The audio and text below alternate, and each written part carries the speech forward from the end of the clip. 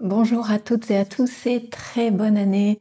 Je suis très heureuse de vous retrouver en ce début d'année pour pratiquer avec vous deux techniques de purification. Purification du corps physique, purification du corps énergétique. Techniques qui sont Kapalbhati et Uddiyana Bandha.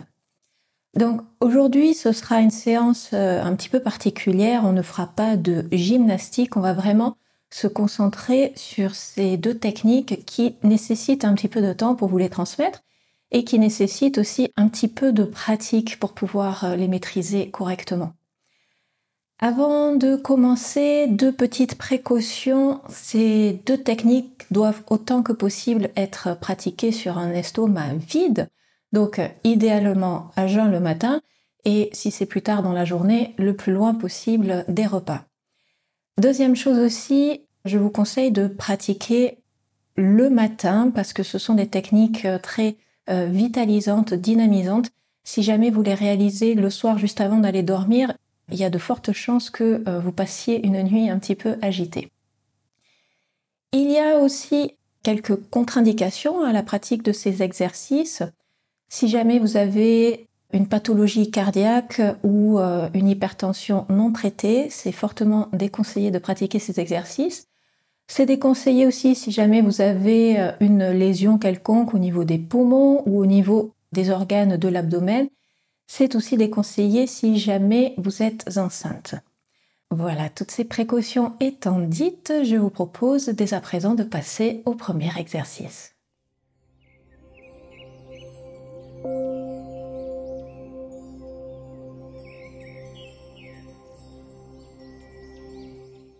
Nous allons commencer par Kapalbhati, qui est un exercice qui est classifié soit parmi les kriyas, Shat-kriya, Shat-karma, tout ça ce sont les procédés de purification, les actions de purification. Et on peut aussi le retrouver classé parmi les pranayams, c'est-à-dire les exercices de respiration. Kapalbhati, ça veut dire Kapal le crâne, Bhati c'est l'action de faire briller, nettoyer. Donc Kapalbhati c'est le crâne qui brille, c'est ce qui fait briller le crâne. Pourquoi ça s'appelle comme ça? Selon où vous allez avoir peut-être plusieurs explications. L'une d'elles est parce que l'exercice conférait une certaine clarté du mental, une certaine légèreté au niveau de la tête. Les personnes plus pragmatiques vous diront que tout simplement ça vient nettoyer les conduits respiratoires. D'ailleurs, je vous conseille de garder avec vous quelques mouchoirs parce que si jamais vous avez le nez un petit peu encombré, eh bien ça va sortir. Donc nous avons déjà deux bénéfices de cette pratique, clarté du mental, nettoyage des voies respiratoires, mais c'est aussi un exercice très intéressant parce qu'il permet de tonifier tous les organes de l'abdomen et aussi d'activer la circulation du sang, les échanges gazeux et aussi le métabolisme. D'ailleurs, il se peut que à la réalisation de cet exercice, vous ayez un petit peu chaud. Concrètement, comment cela se passe? Eh bien, Kapalbhati, c'est un peu le contraire d'une respiration naturelle. Dans une respiration naturelle, nous prenons des inspirations actives, c'est-à-dire que nous engageons les muscles pour faire rentrer l'air dans les poumons, et l'expiration est passive. Il suffit de relâcher pour que l'air ressorte. Eh bien, Kapalbhati, c'est exactement le contraire. On va faire des expirations brèves, vigoureuses avec le ventre, et on relâchera. Et le fait de relâcher, ça fait rentrer un peu d'air. Donc les expirations sont actives et les inspirations sont passives. Je vous montre une fois pour que les choses soient un petit peu plus claires.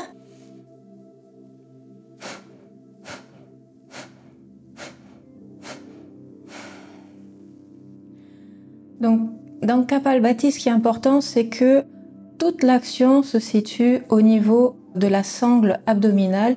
100% du mouvement est généré au niveau de la sangle abdominale. On essaie de garder la cage thoracique la plus immobile possible.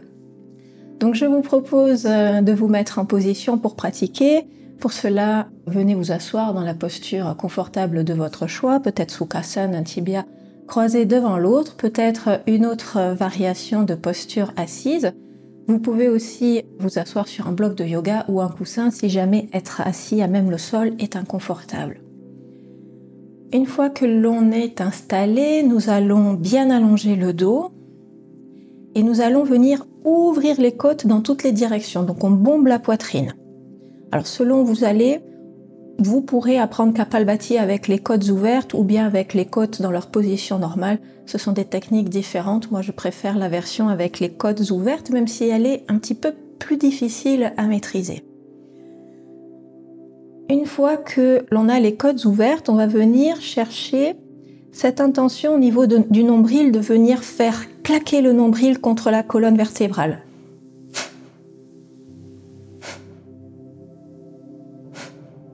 Donc l'idée, c'est venir faire cogner ou venir faire rebondir le nombril contre la colonne vertébrale. Donc le mouvement est bref, vigoureux, c'est ce qui nous permet d'expirer. Et puis on relâche. Et quand on relâche, il y a un petit peu d'air qui rentre et c'est ce qui correspond à notre inspiration. Donc je vous propose de le faire 15 fois lentement. Réallongez le dos, réouvrez les côtes. Vous pouvez mettre les mains sur le ventre pour bien sentir que le mouvement vient du ventre. C'est parti, 15 mouvements.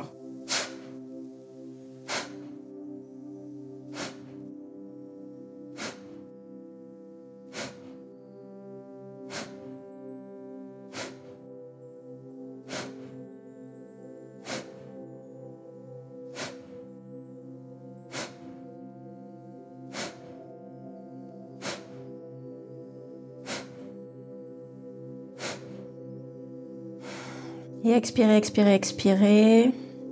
Et réinspirez tranquillement par le nez. Retournez à une respiration naturelle. Donc avant de refaire une deuxième série, je vais juste passer en revue les erreurs les plus courantes quand on pratique Kapalbhati. L'erreur numéro 1 est de venir faire le mouvement avec la cage thoracique au lieu de le faire avec le ventre. C'est-à-dire, au lieu de faire ceci, on fait cela. Et ça, c'est très embêtant parce que si on fait ça, on passe complètement à côté de l'exercice. Donc il faut vraiment venir chercher cette intention au niveau du ventre, comme si tout le bas du ventre était une grande bande élastique qui venait claquer contre la colonne vertébrale. La deuxième erreur ou difficulté, c'est après l'expiration active de ne pas relâcher suffisamment et on n'arrive du coup pas à reprendre l'air et après 3 ou 4 mouvements, on n'a plus d'air, c'est fini, on n'y arrive pas. Donc ça viendra avec la pratique, apprendre à vraiment faire un mouvement bref, sec, d'expiration et relâcher complètement juste après, assez rapidement. Sachant que dans Kapalbhati, l'inspiration sera toujours un tout petit peu plus longue que l'expiration puisque l'inspiration est passive. Troisième erreur, c'est que comme on ne sait pas au départ bien isoler les muscles, et en particulier le muscle transverse, qui est le muscle responsable de ce mouvement, eh bien on va contracter un petit peu tout et n'importe quoi et venir faire des petits mouvements parasites avec les jambes, avec les épaules, peut-être contracter aussi le visage. Ça aussi, ça viendra avec la pratique, apprendre à bien isoler ce muscle transverse, à bien le contrôler, de façon à pouvoir relâcher tout le reste, tout ce qui n'est pas utile à la réalisation de l'exercice. Donc tout ceci étant dit, je vous propose de repartir pour une nouvelle série, cette fois de 20 mouvements et un tout petit peu plus rapide. C'est parti. Réallongez la colonne vertébrale, pensez à réouvrir les côtes sur les côtés. On est parti.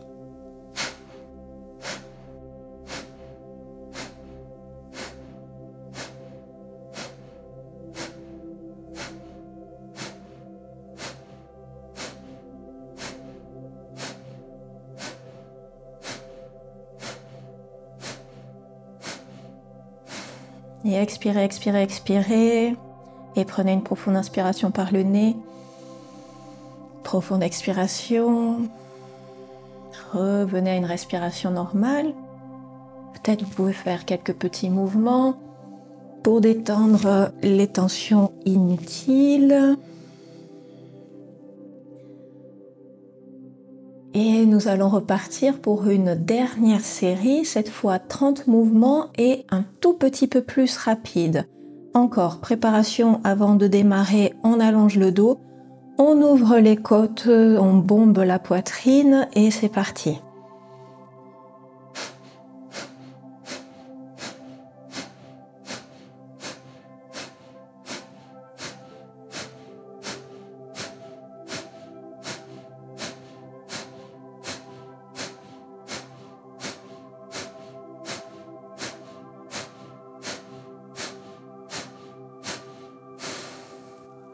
Expirez, expirez, expirez. Et inspirez tranquillement. Expirez tranquillement, relâchez.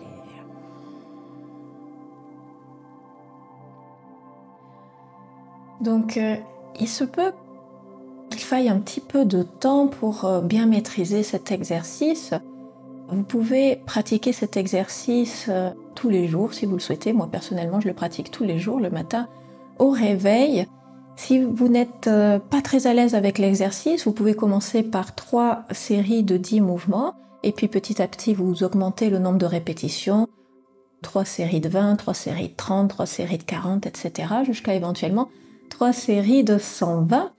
Et concernant le rythme, si jamais vous n'êtes pas à l'aise, vous pouvez faire un mouvement respiratoire toutes les 2 secondes, c'est ce qu'on a fait au premier cycle. Si jamais vous êtes à l'aise, un mouvement complet par seconde, c'est très bien. Si vous voulez aller un petit peu plus vite, 2 mouvements par seconde, il se peut que sur votre cheminement de yogi, vous croisiez des personnes qui réalisent Kapalbhati beaucoup plus vite que cela. Sachez que c'est quand même un petit peu controversé.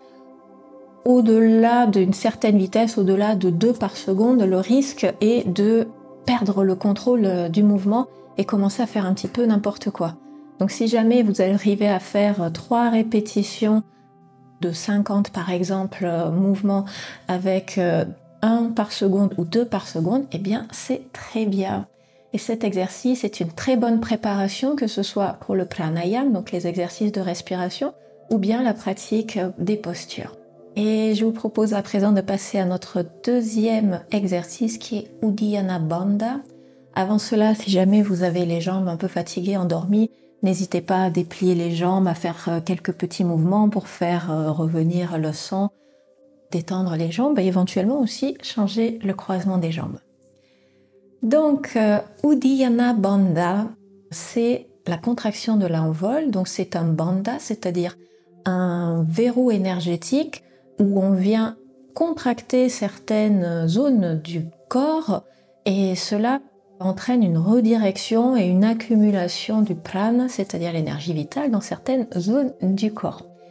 C'est un exercice qui se trouve catégorisé parmi les bandhas, mais aussi on peut le retrouver des fois dans la catégorie des mudras, qui sont des sauts énergétiques, pareil, qui visent à rediriger l'énergie.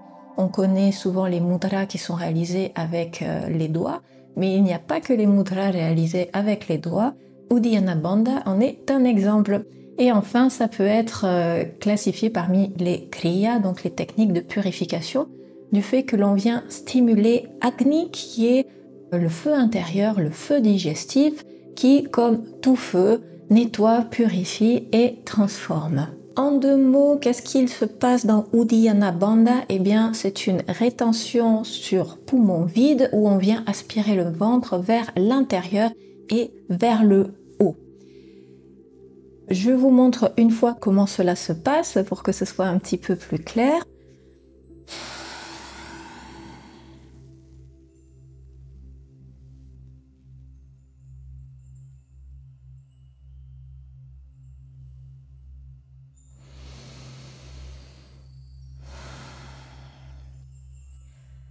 Donc pour réaliser Uddiyana Bandha, nous allons nous asseoir dans notre posture confortable. Nous allons prendre appui avec les mains sur les cuisses et on vient mettre un petit peu de poids sur les mains. Pendant l'exercice, on gardera le dos allongé mais avec un petit arrondi. On commencera par expirer en se penchant vers l'avant pour nous aider à bien vider tout l'air des poumons. Une fois que les poumons sont vidés, on bloque le souffle, on se redresse, on ne respire toujours pas, on reste sur poumon vide. On fera une fausse inspiration en ouvrant les côtes sur le côté. Ça nous aidera à commencer à aspirer le ventre vers l'intérieur et vers le haut. Et après, on engage les muscles profonds pour venir tirer encore un petit peu plus ce ventre vers l'intérieur et vers le haut. On restera quelques secondes, peut-être 3 secondes, 5 secondes, 10 secondes, 20 secondes. Attention tout de même, on n'est pas dans une compétition d'apnéistes. On ne veut pas aller jusqu'au point où on va perdre le contrôle. À partir du moment où ça devient trop inconfortable, on sort de Uddiyana Bandha. Et on sort de Uddiyana Bandha comment? Eh bien, en relâchant les côtes vers le bas, on laisse le ventre sortir, on essaie de faire une petite expiration. Alors, il y aura probablement pas beaucoup d'air qui va sortir parce qu'on est dans une rétention sur poumon vide, mais vous verrez, souvent, il y a quand même encore un petit peu d'air résiduel qui sort. Et après, on respire tranquillement. Allez, je vous propose de le faire ensemble. Prenez votre position, appuyez-vous avec les mains sur les cuisses. Avant de commencer, on va faire 3 respirations profondes par le nez. Inspirez. Expirez par le nez. Encore, inspirez par le nez. Respiration profonde, ample. Expiration par le nez. Et dernière inspiration. Expiration, on se penche vers l'avant. On vide bien tous les poumons. On bloque sur poumon vide, on se redresse. On ouvre les côtes.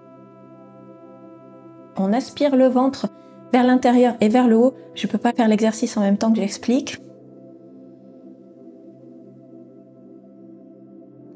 Et quand on n'en peut plus, on laisse redescendre les côtes vers le bas, on laisse ressortir le ventre et on inspire doucement. Et on revient à une respiration normale.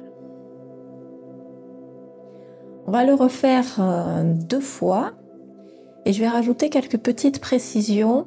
En même temps que l'on fait Uddiyana Bandha, on va rajouter 2 autres bandhas qui est celui de la gorge, Jalandhara Bandha, et celui de la racine, Mula Bandha. Donc, après expirer, nous fermerons la gorge avant de nous redresser et de faire notre fausse inspiration. Et en même temps que l'on aspire le ventre vers l'intérieur et vers le haut, on va aussi engager le périnée et les sphincters. Et pour sortir, on relâchera la gorge, on laissera redescendre les côtes vers le bas, ressortir le ventre, on relâchera toute la zone du périnée des sphincters avant de reprendre notre inspiration. Cette fois, je ne parle pas, je le fais silencieusement, comme ça je fais l'exercice complètement avec vous. On est reparti, 3 respirations complètes et on fait Uddiyana Bandha.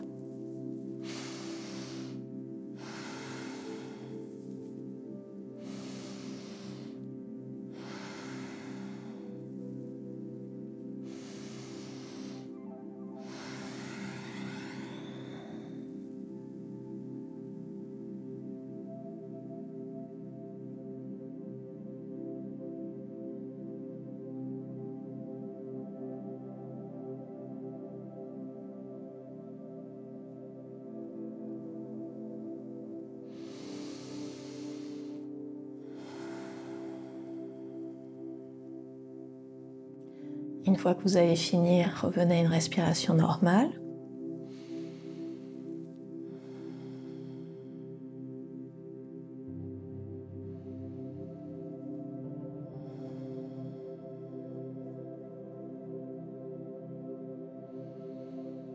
Et nous allons le refaire une dernière fois.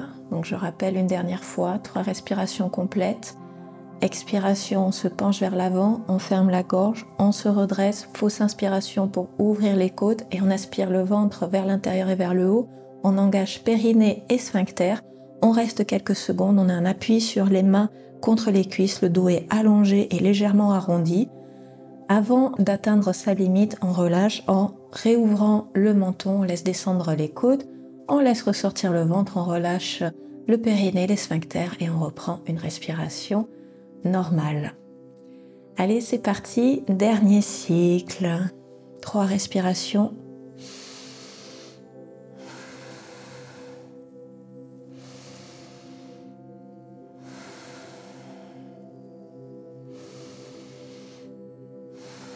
Et expiration, vide tout. On bloque, rétention.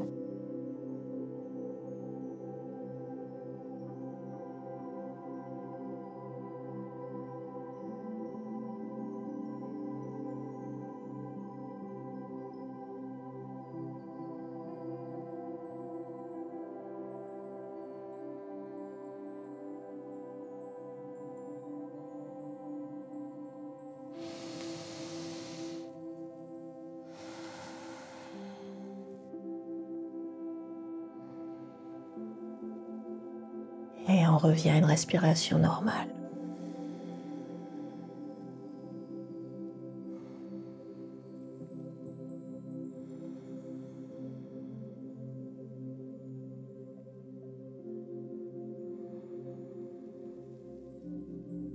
À nouveau, vous pouvez vous entraîner chez vous à pratiquer Uddiyana Bandha en faisant 3 répétitions.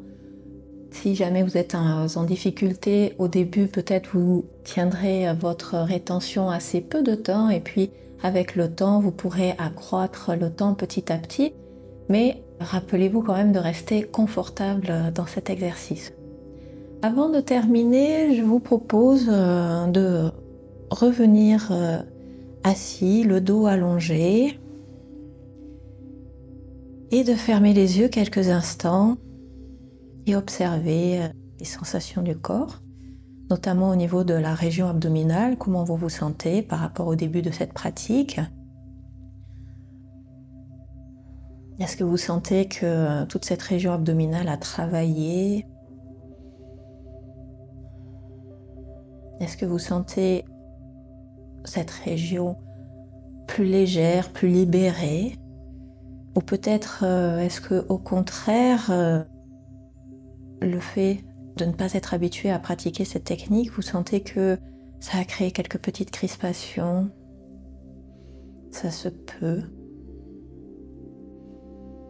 Observez aussi le corps de façon plus générale.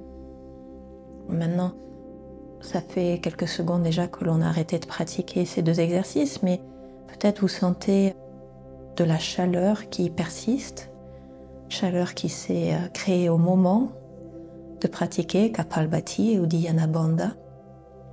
D'ailleurs, je vous invite les prochaines fois où vous pratiquez à observer justement si vous sentez cette chaleur qui apparaît au moment de la pratique. Voyez si vous la sentez encore un petit peu, peut-être à l'heure actuelle. Voyez aussi au niveau du mental comment vous vous sentez. Ces techniques sont des très bonnes préparations à la méditation.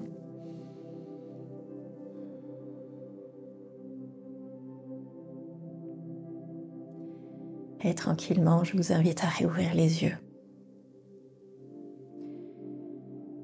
Voilà, maintenant que j'ai pris le temps de bien vous expliquer ces techniques, attendez-vous à les voir réapparaître dans les séances à venir, les séances un peu plus complètes où on retournera dans la pratique des postures et où du coup je prendrai un petit peu moins de temps pour détailler ces 2 exercices. Voilà, je vous souhaite à nouveau une très bonne année.